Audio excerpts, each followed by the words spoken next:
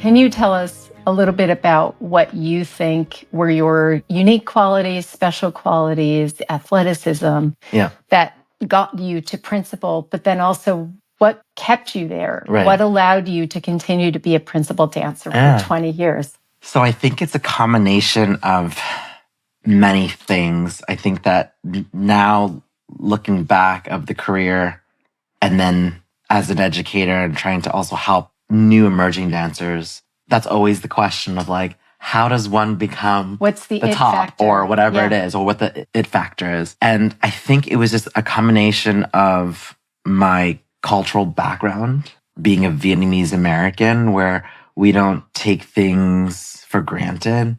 And I think that initial kind of like that core value always sustained my value system of how I approach every situation. And the like grit and hard work of my parents.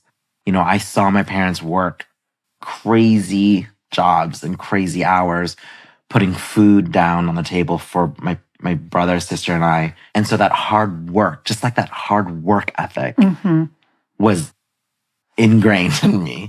So it's like being grateful, humbled, and working super hard. And I'd want to go back to kind of fearless Yeah. because maybe there's some magic in humility, hard work, like Yeah. where you step out of your own way and you Yeah. really stay committed and do the detail work. But there's like a energy that Yeah. you bring when you dance. And I don't know if it's more than fearless, but what else do you think- channel, do you think? I think we're spawning on the term of artistry.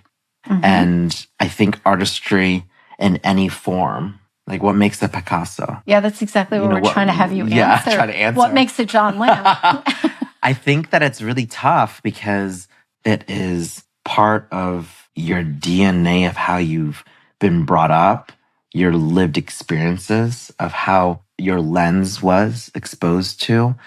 And, you know, I didn't have like that family that would say, you need to go to practice, you need to do this, you need to like get that, you need to go. I had the complete opposite. It was all It was all self-motivated. self-motivated. Like I had to go to class. I had to do these things. I had to get scholarships.